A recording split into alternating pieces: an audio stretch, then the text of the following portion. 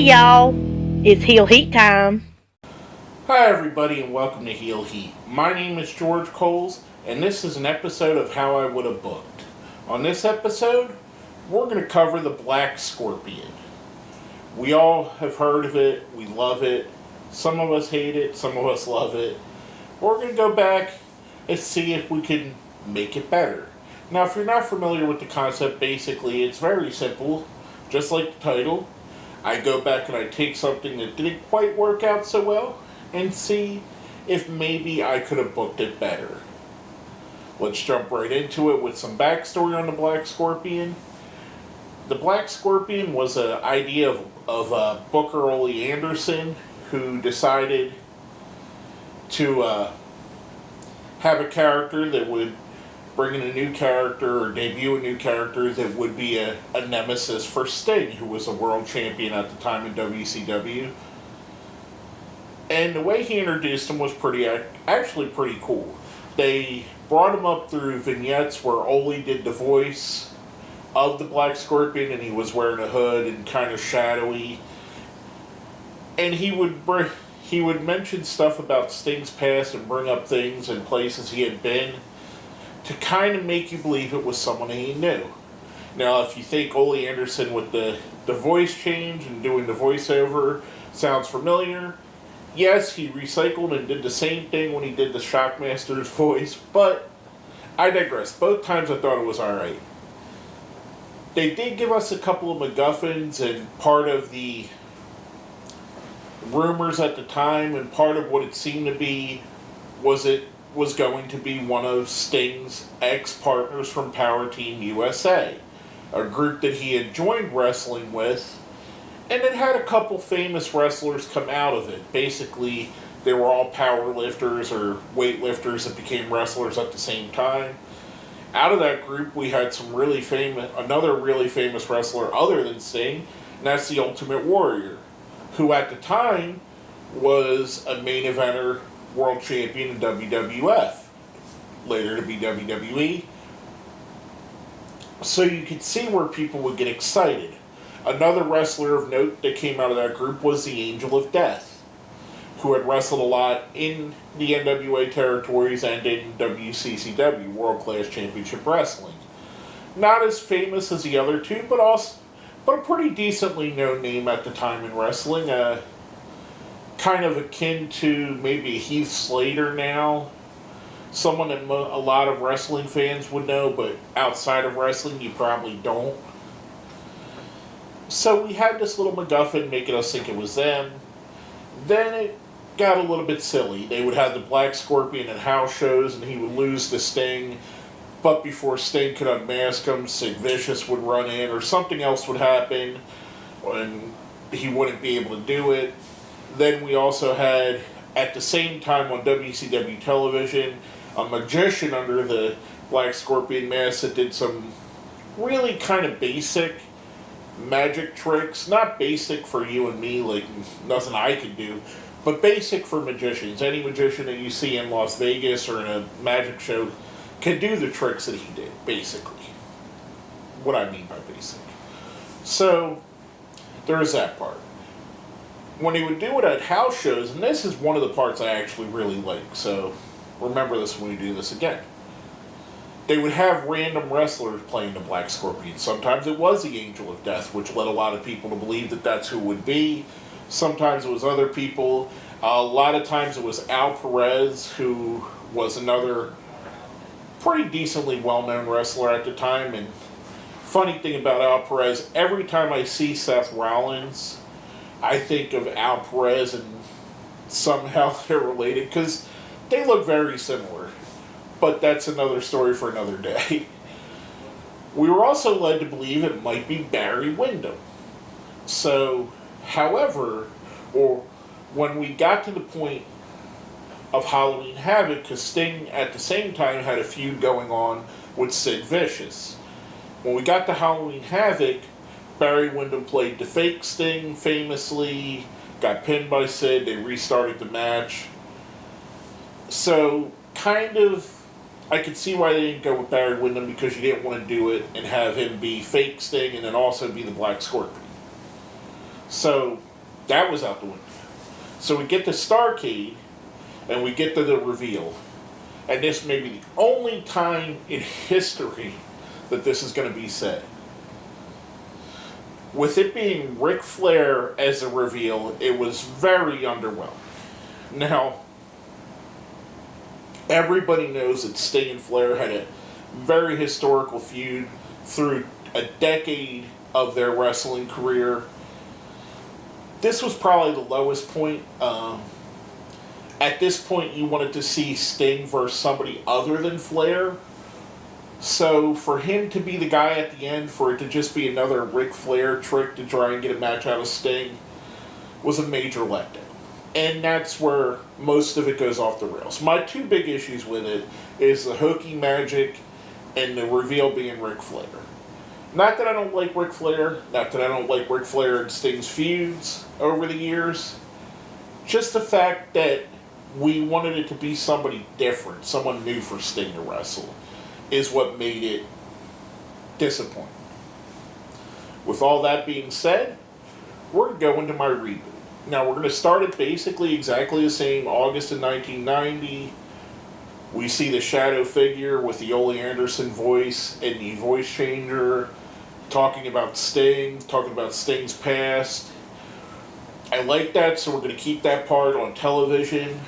We're also going to integrate a couple things that kind of they did, added with some things that I'm going to add in.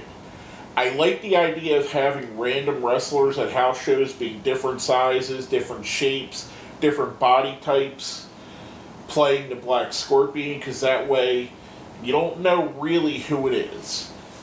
And with that, what I would do is I would take some handheld cams out to these house shows, and whenever the Black Scorpion would wrestle, I would take videotape of it, like a shaky cam, and play it back on WCW Saturday Night.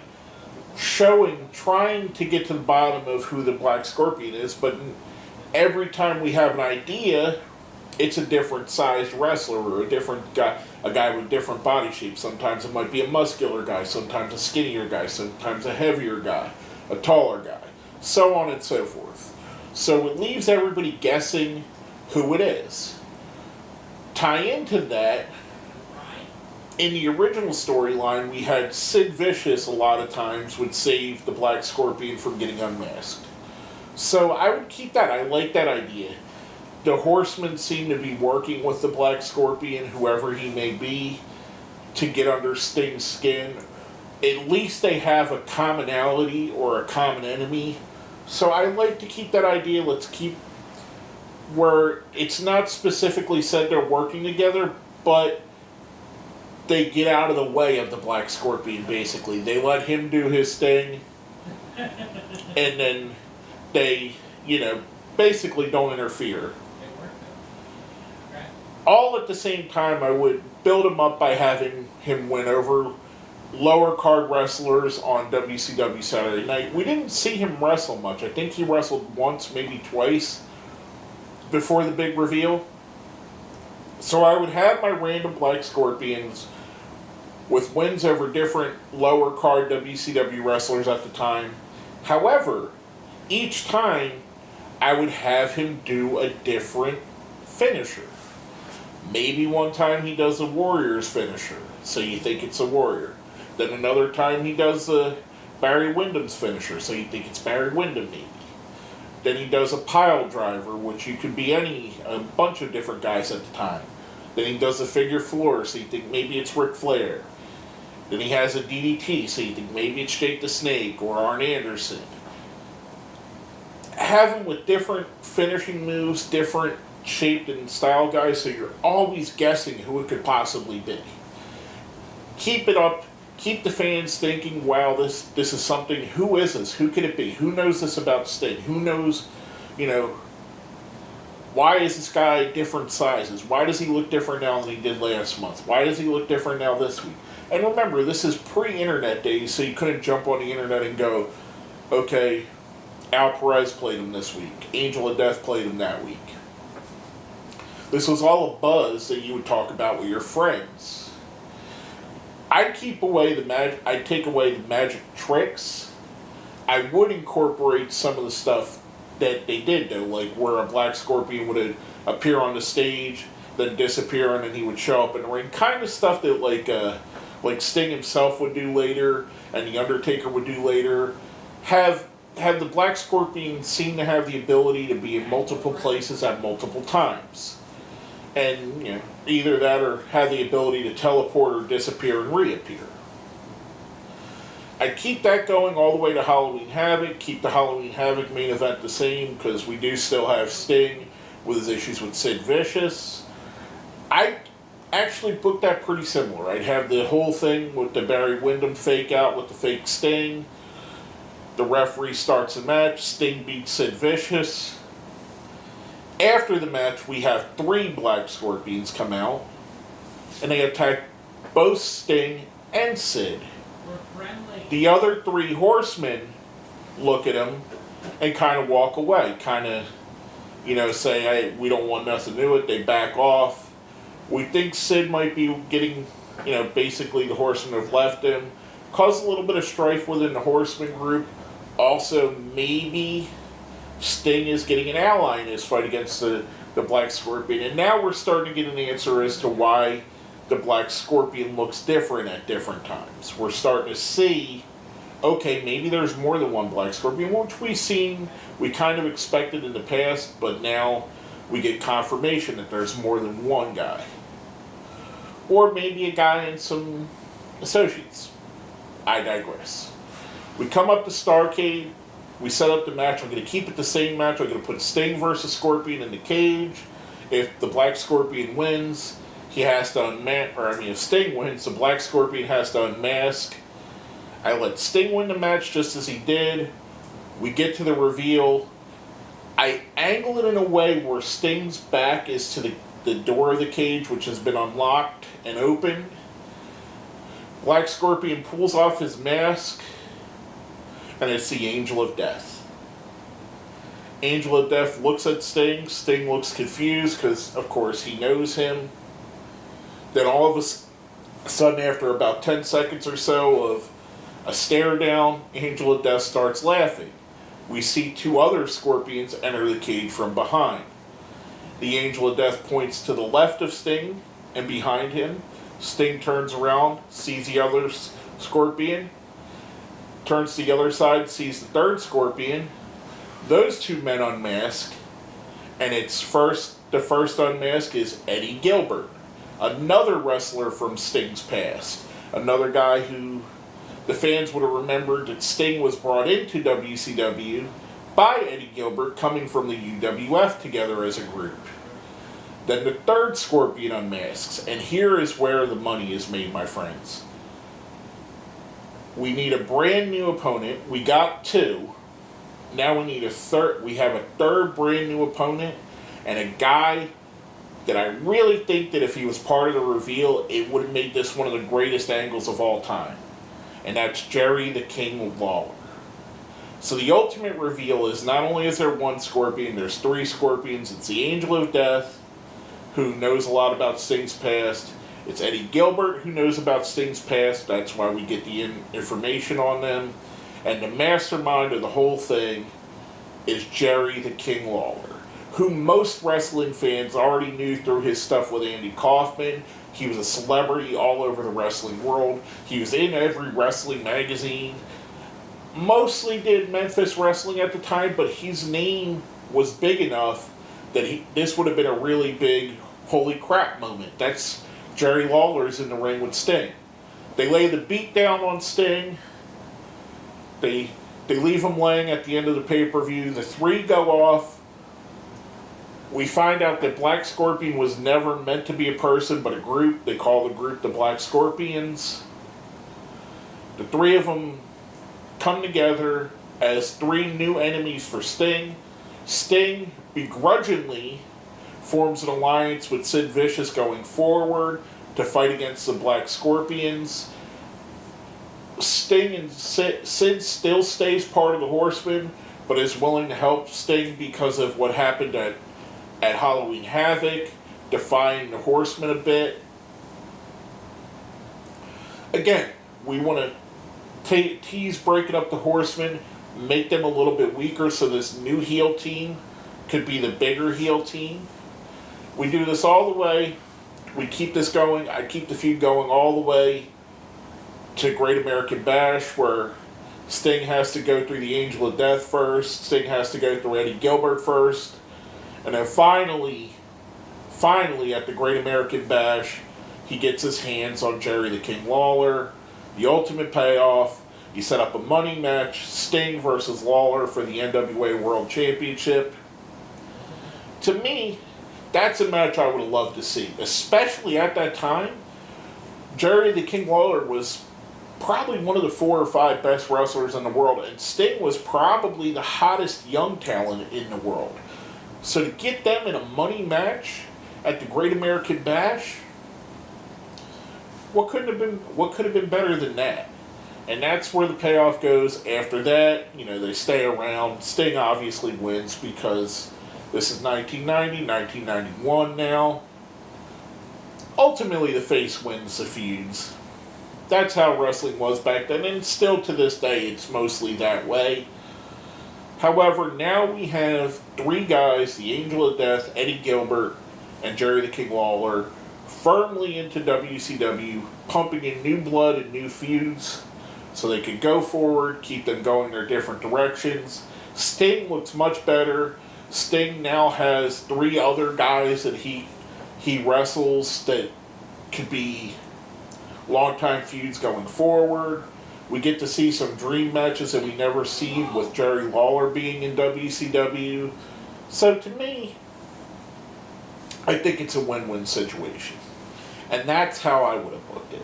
Now, a lot of people will say you probably couldn't have got Jerry Lawler out of Memphis. And I agree to a point. But what if they had a working agreement where Lawler could wrestle in Memphis and wrestle in the NWA? And then NWA would send some talent to Memphis at the time who was working with, at that point they were working with world-class championship wrestling in the AWA. But what if instead of that they decided to work with the NWA? That's where this would start, and I think that would be the way I would go with the angle. And hopefully Lawler would be open to what I'm pitching. Or if they didn't want to do a working agreement, Lawler might be open to the fact that, hey, we're going to give you a lot of money, put you on Superstation TBS every week, so you're going to be even bigger star than you are already. It's the biggest hurdle in it, but I think it's the best payoff that we could get, in my opinion. Let me know what you think about it. Do you like my ideas better? Do you like the original Black Scorpion angle? Did you like it as I think a lot of your like or hatred for the Black Scorpion depends on your age when the original angle was run. People that were a little bit older, like basically teens and older, which I was 13 at the time, so it was a little hokey to me, and the reveal that the payoff wasn't that great.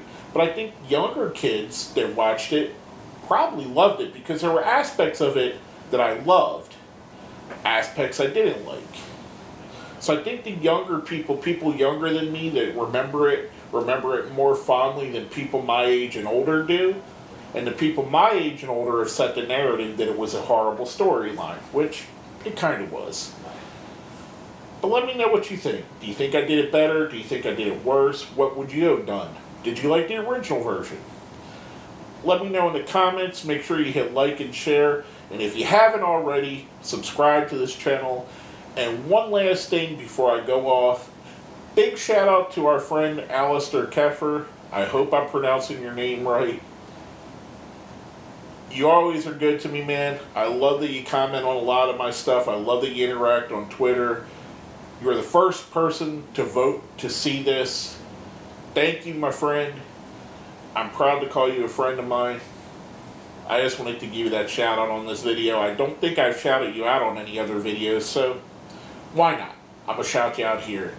Alistair, thank you for always being someone that comments quickly and interacts with me. I appreciate the love, man. But with all that being said, my name is George Coles, and this has been an episode of How I Would Have Booked.